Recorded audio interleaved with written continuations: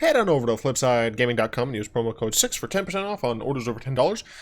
It's a great deal, and currently they have pre-orders for M21. Also, head over to the grizzlygentleman.com and use the same promo code for 10% off at checkout. It makes your beard feel nice and good, or at least it makes mine. So, you know, if it doesn't make yours feel good, it's probably you. What is... I'm dying. What is up, Planeswalkers? Theric 6. Back with some more Magic 2021 spoilers. Let's just hop into it. Tolarian Kraken is a 6-mana 4/6. Whenever you draw a card, you may pay 1. When you do, you may tap or untap target creature. I mean, the card's not strong. I do like more Krakens in the game, but one thing I have to point out, and if you don't agree with me, Burn in a Fire, this is cute. Look at it, look at his cute little face. Look at this guy, like, giant eyes. It's just like his big fucking mantle. He's just crushing the whole university. It's great. You tell me that this is not the cutest damn Kraken you ever had seen. You know what? Fuck this. Kraken. None of these seem pretty cute. Any of these look cute to you? They don't look cute to me. But you know what does look cute? This one right here. This is so cute. He's so cute. Brash Taunter is a 5-mana 1/1. Excuse me, what? Goblin, but it is indestructible. Whenever it's dealt damage, it deals that much damage to target opponents. Pay 3 and tap it. Brash Taunter fights another target creature. What's really cool is that this can fight your own creatures. I do like that. But this essentially is a red version of Stuffy Doll. Now, Stuffy Doll, for those of you who weren't around, is a 5-mana 0/1 that's indestructible. However, you have to choose a player when it comes in. And then, of course, whenever it's dealt damage, it deals that much damage to chosen player. Stuffy Doll can also just tap and deal 1 damage to itself. So this is, you know, a newish version of this. This one has at least a point of power. So for what it's worth, it can actually, like, kill things where Stuffy Doll was just on D. It's also quite nice that you do not have to keep hitting the same player, or if the player leaves the game, now your Stuffy Doll is useless. That's not true with Brash Taunter. One of the main downsides is that this targets an opponent. This, you choose a player, right? So this Stuffy Doll does get around things like Hexproof from Leyline of Sanctity or what have you, but Brash Taunter does not. So you have a little bit more flexibility in what you like, in who I suppose you can hit. It does, the ability to hurt itself does cost more, but that shouldn't be really too much of an issue. What I do like is that the decks I've seen Stuffy Doll in have typically been mono red, or at least red primary EDH decks. Gosh, words are hard. So having this be red makes a lot of sense to me. So I really appreciate this card, and I suspect that it is going to see play in decks that run Stuffy Doll. Watcher of the Spires is it's an Owl Aven, for what it's worth. It's a 2-mana 2/2 flyer. Okay. Creature spells with flying you cast cost 1 less to cast. Stop it. Whenever another creature with flying enters the battlefield under your control, this gets +1/+1 until end of turn.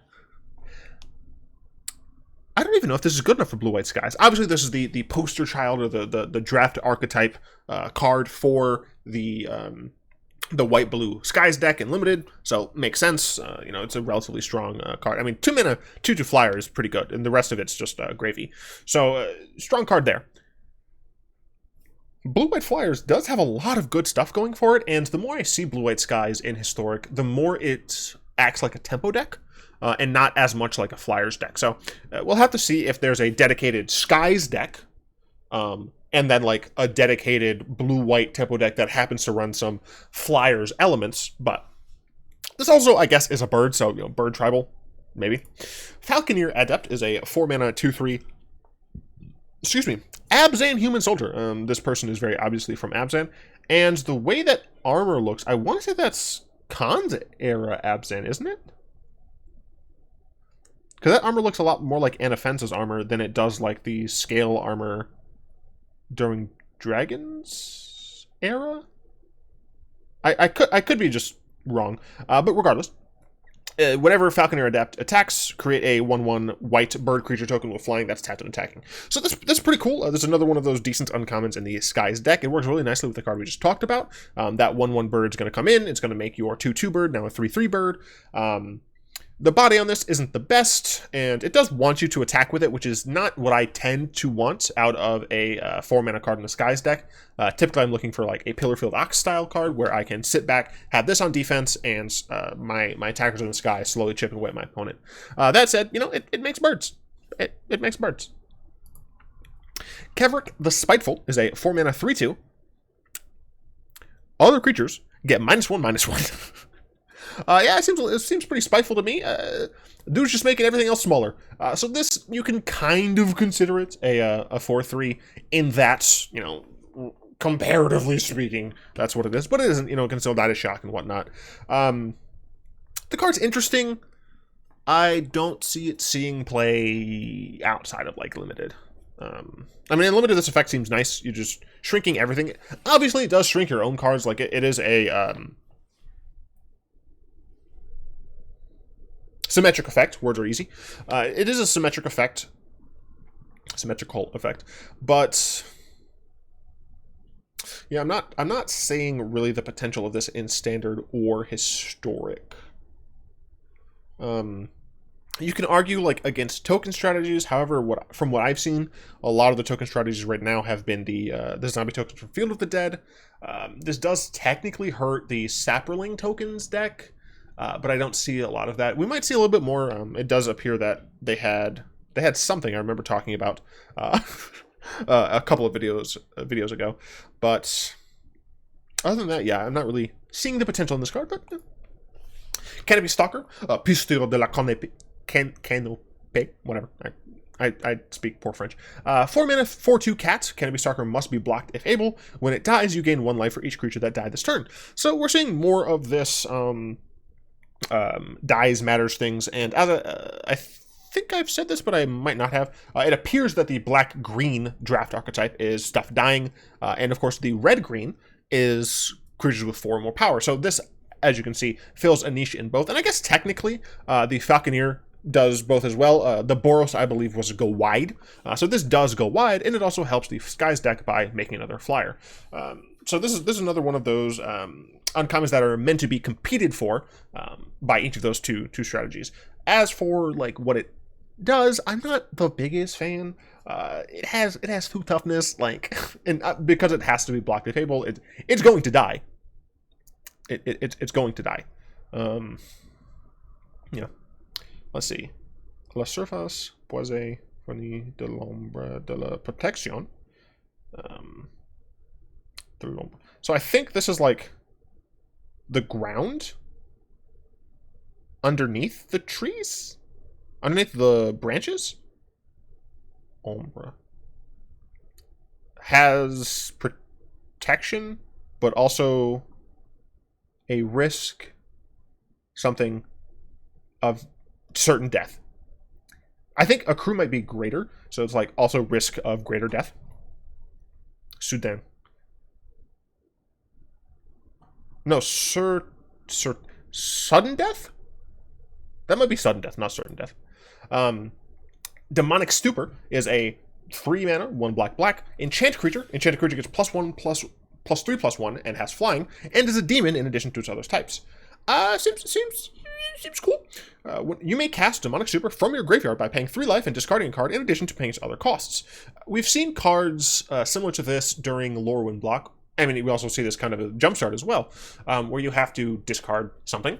In this case, it's any card, and pay its other costs. This one, you also have to pay 3 life, but this seems pretty decent.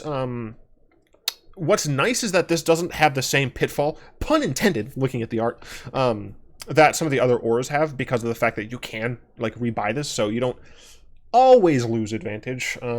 Obviously, like if you discard a card and pay 3 life and then the creature dies as well, you are still losing card advantage, but you have the ability to continue casting this.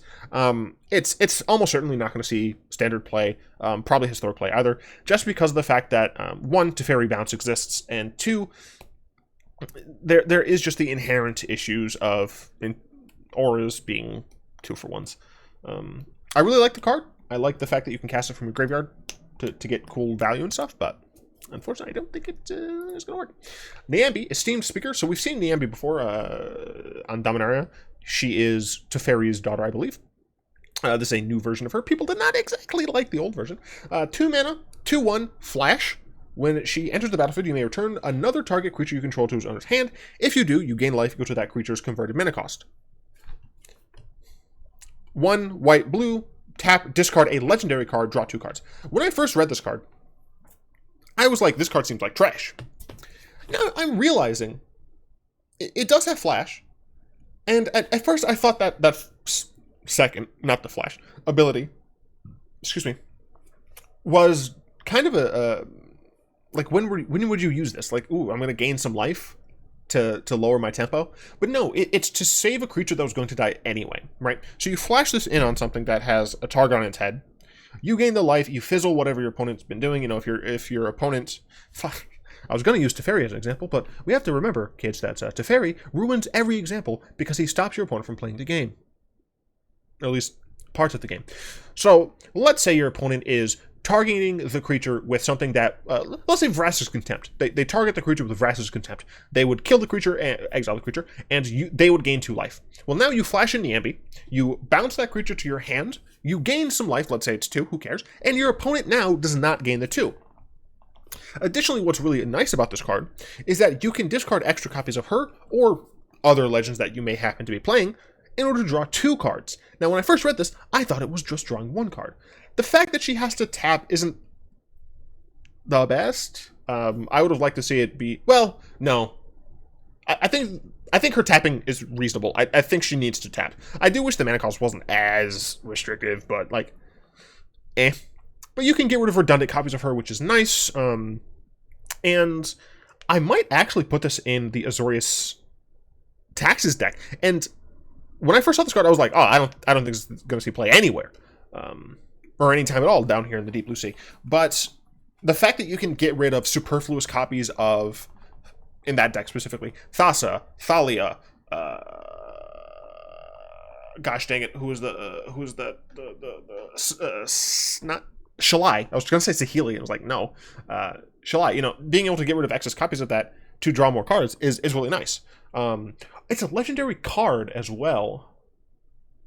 There aren't any legendary lands in Standard right now, are there? I don't think any that see play. Meh. But yeah, like the fact that you can get rid of a legendary card to redraw, I think it's pretty good. So my mind turned like all the way around for Niambi. So Unsubstantiate is a reprint. 2 mana, instant, return target spell or creature to its owner's hands. Now this is similar to Aether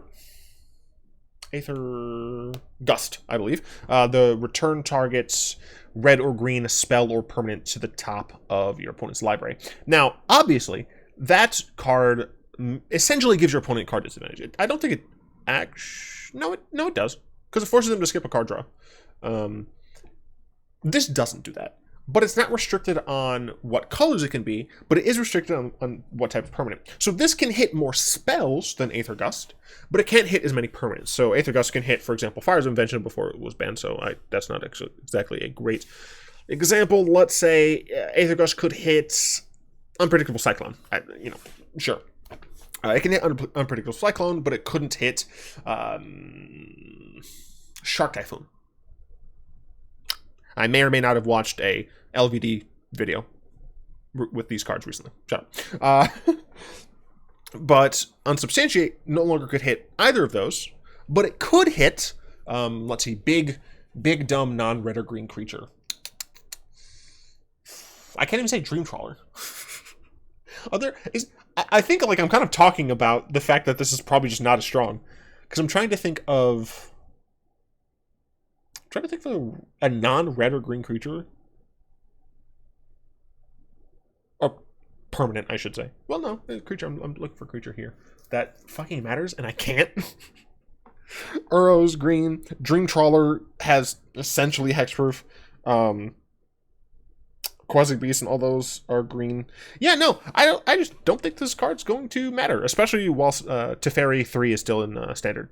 Maybe afterwards, this might see some play here and there, but generally speaking, I think, unless there's like even more campy counter cards coming soonish, I don't think this is going to see a lot of play. Rattle Shaman. This is a creepy goblin lady who's a 4-mana 2/2. At the beginning of combat on your turn, you may have target creature get +2/+0 until end of turn. Very interesting. This is, I think, another one of those uncommons that you compete for in Limited amongst the two draft archetypes, red-white and red-green. So this one obviously can give itself +2/+0 for that guaranteed 4-power creature, or it can hit one of your like go wide tokens, and it would help that kind of go wide strategy. I tend to not like creatures with 2 power or 2 toughness. Sorry. But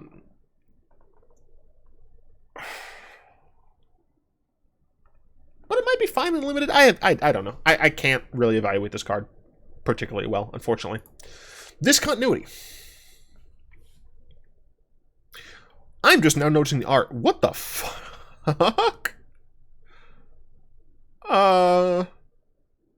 don't like what I'm seeing. 3 triple blue. Instant. As long as it's your turn, this spell costs 2 double blue less to cast.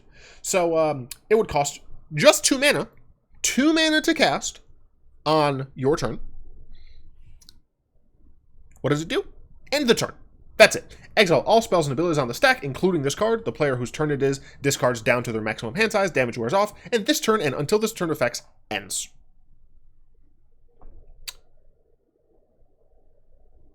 So we've had something very similar to this. So I should mention, this is a very expensive way to not die in your turn. But it does technically give you the ability to not die in your turn. Is this going to play? I have no idea. So many inner working things have to be the case in order for that to work. Now, we've seen this in Sundial of the Infinite? Yeah, Sundial of the Infinite. Excuse me. This one is a 2-mana artifact. You tap it and pay 1 to end your turn, but you only can do it on your turn. Let's see. It's exiled.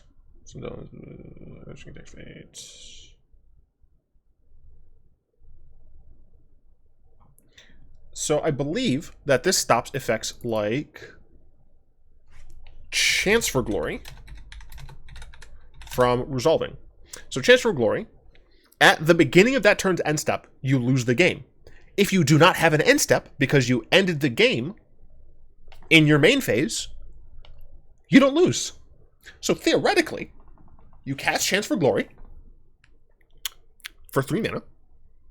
Your creatures now are indestructible, and they do not lose indestructibility. The delay trigger never triggers. Creatures gain indestructible indefinitely. If you find a way not to lose the game, they'll continue to be indestructible as long as it remains in the battlefield. So we've already seen effects like this in Historic with Platinum Angel. You Chance for Glory as long as your Platinum Angel does not die by being exiled or something. You get an extra turn, and your Platinum Angel is just indestructible. Have fun with that. But now we don't need just Platinum Angel. We have additional copies of the card by using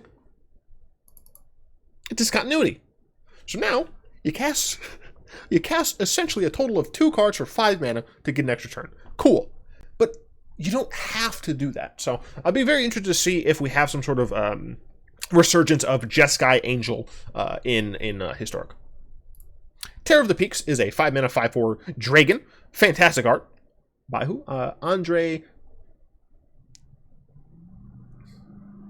I understand my name is hard to say, so I'm going to be respectful and not trying to pronounce that. Flying, expose your opponent's cast that target Terror of the Peaks, cost an additional 3 life to cast. Interesting. Whenever another creature enters the battlefield under your control, Terror of the Peaks deals damage equal to that creature's power to any target.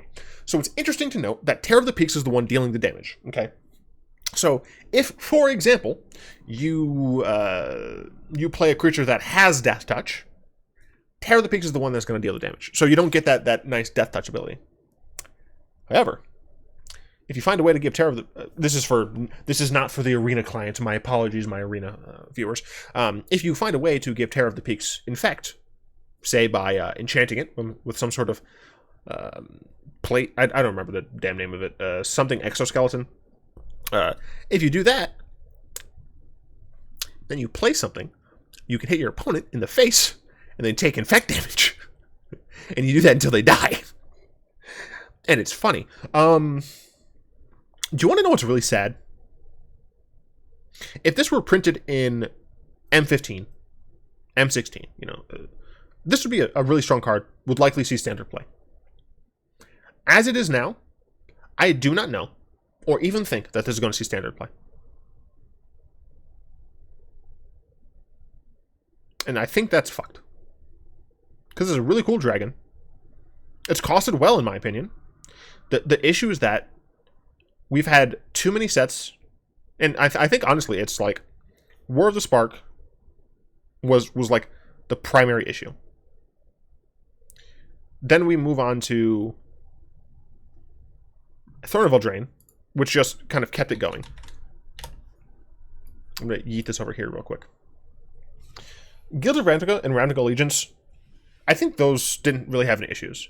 War of the Spark, Core Set, Throne of Eldraine, all had a lot of problems. I mean, we can kind of see that here, right?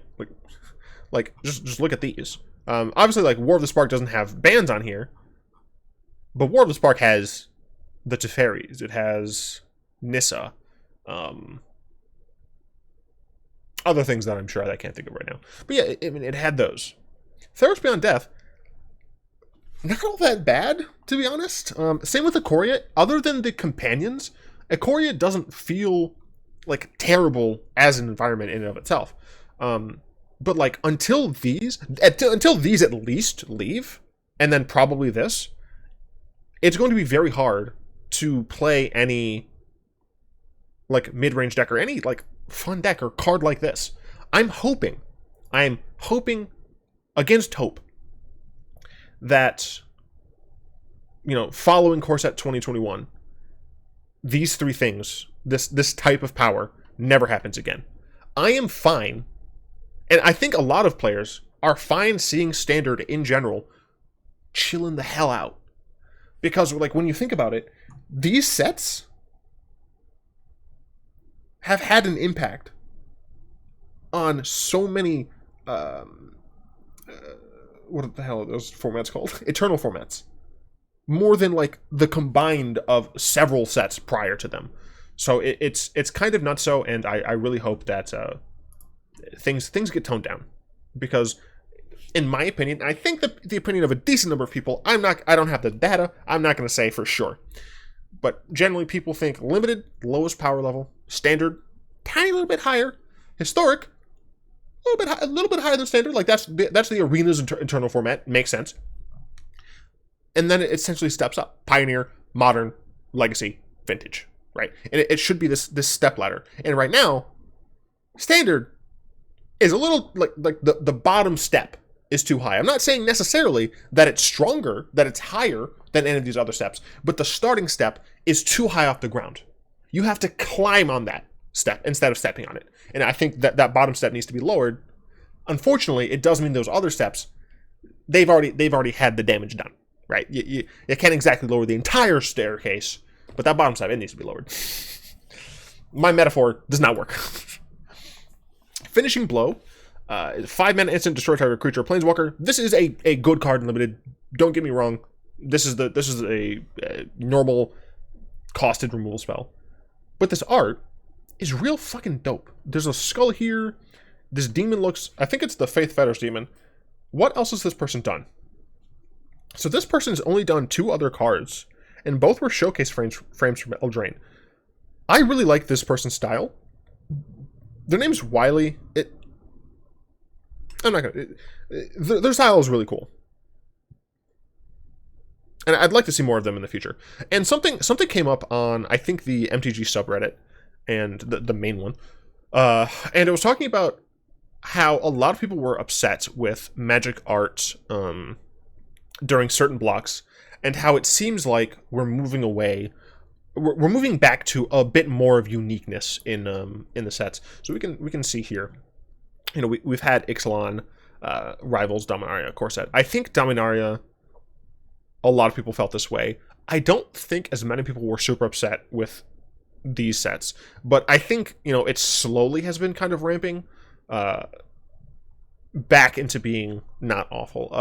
I think this peaked with Battle Bond, if I recall correctly, but you saw nothing. But I think I've noticed it as well, where Wizards seems to be allowing more of a tonal distinctiveness in individual card arts. I think they're still doing a really great job of keeping non-core sets, especially because they're on certain planes. They should feel like they're on the same plane. But I think they're doing a decent job of making sure that the art still feels like it's in the same place and it's in the same block, and you can kind of recognize what plane it's from just by looking at the card, but you're still going to be getting some amount of personal touch, and I do appreciate that. Now, a lot of people said that it's due to the fact that, like, we're seeing a lot more non-digital painting. Digital painting and physical painting can give you the same distinctness and style. If you think it looks too CGI, that doesn't necessarily mean anything. I know. Why am I a garbage person? Noah Bradley. Yes, he does physical paints, and if I recall correctly, he starts with like a sketch. I've seen too many artists talk about their work. I don't want to mix anyone up. Regardless, Noah Bradley, some of his artwork looks like it is CGI because it is that pristine, if that makes sense. It's still physical. I don't want to hear none of this. I think Wizards is doing a great job giving the artists a bit more leeway in the direction they take the art. That's it. Speaker of the Heavens, after that art tirade, is a 1-mana 1/1 Vigilance lifelink creature. Tap, no mana. Just tap it. Create a 4/4 white angel creature token with flying. Activate this ability only if you have at least 7 or more life than your starting life total, and only anytime you can cast a sorcery. That last part had to be on there, otherwise it'd be nonsense. This is not hard to get to in Historic. Historic life gain decks are legit. Historic life gain decks can have angel subthemes as it is. The main thing working against this card is the fact that it's, relatively speaking, slow. You do have to have seven more life, at least 7. And it's competing with a pretty heavy 1-drop spot already. You got Healer's Hawk, you got Sarah's Ascendant, you have what the hell is that lady's name? the 1 mana that gains life whenever a creature enters the battlefield. Shut up, you know what I'm talking about. And then you have the Leonin, the 1 mana Leonin. So it has a lot of potential competition for that slot. That said, if you're going with an angel subtheme, this is going to be pretty good for you. If you're playing a mono-white life gain Brawl deck, or some sort of white-based life gain Brawl deck, this just seems fine. Like, you just put out a bunch of 4/4s. Seems fucking decent to me. So I really, excuse me, I really do appreciate this card. It looks like he's hanging himself, but I'm sure that's just because this scan isn't necessarily super high res.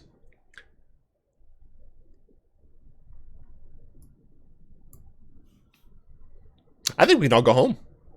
Silver Smoked Ghoul is a 3-mana, 3/1 zombie vampire.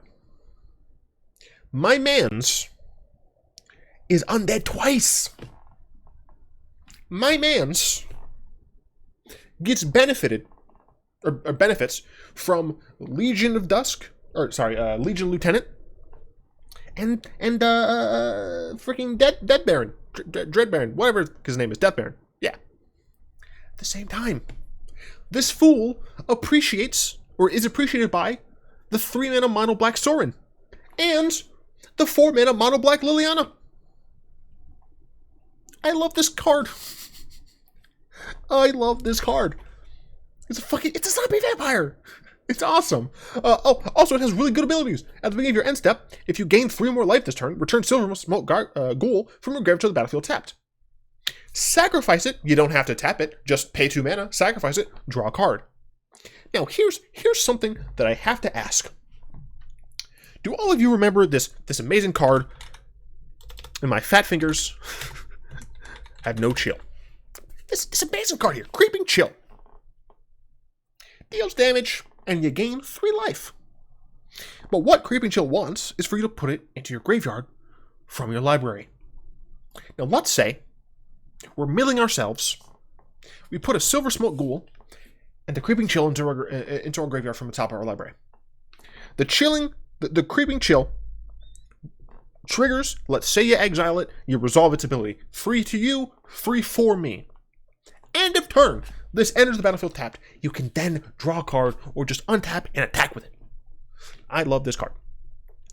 Is it going to make dredge decks better in Historic? I don't know, but I'm trying it out. I fucking love it. I love this card. Shut up. I don't care. I can be happy about cards. Griffin Arrey is a 2-mana enchantment. At the beginning of your end step, if you've gained 3 more life this turn, I'm sensing a pattern.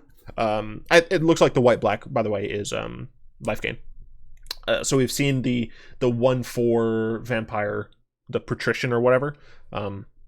Who cares about 3 or gaining? You gain life, 3 life. I don't remember the damn cards. Anyway. If you've gained this much life, you create a 2/2 white Griffin creature token with flying. Seems really good and limited, to be honest. If you're able to have those consistent ways to gain life, you are going to be able to get a nice evasive flyer. And obviously this has some overlap with the Skies deck. Excuse me. Animal Sanctuary. Add a colors. Tap and add a colors. 2 and tap. Put a 1/1 counter on target bird, cat, dog, goat, ox, or snake. What I want to know is, why is the snake alone? We've got multiple birds in this line. We have at least 2 goats. We got 2 cats. Got 3 elk, or I guess those are oxen. They look like aurochs, or aurochs, whatever. 2 dogs. Only 1 snake. Why is the snake alone? What do you have against snakes? Snakes are fun. Snakes are cool. Tucka, tucka, tucka, tucka. It's cool. This is a fun. This is a fun card. You can make. I mean, Giganta is an elk, but you could still make like a 5-color animal sanctuary deck that just like happens to run Giganta or something and just have a theme. I don't know if you have enough. Like, it's going to be bird, cat, dog as the primary cards, and then you'll have like a couple of goat, ox, and snake. But still, it's a cute card, and I like it. I think that is cool that it exists. So this is a Therosian Merfolk, as you can kind of see by the huge frill that they have. But also, this very much looks like Melitus temple stuff, Afara style things. 3 mana, 1/2. Whenever it attacks, draw a card. It doesn't have to connect. It just has to attack. Sure, seems fine. Meh. Its stats are relatively not great, so you know you need some support for this card. I don't like this art. It creeps me out a little bit too much. The face on it reminds me of like Mystique, but like Uncanny Valley Mystique, and I'm not for it. Go away. I like the alliteration in the flavor text. Rousing Reed is a 3-mana enchantment, enchanted creature. When it enters the battlefield, draw 2 cards, then discard a card. Enchanted creature gets +1/+1 and has flying. Sure, alright.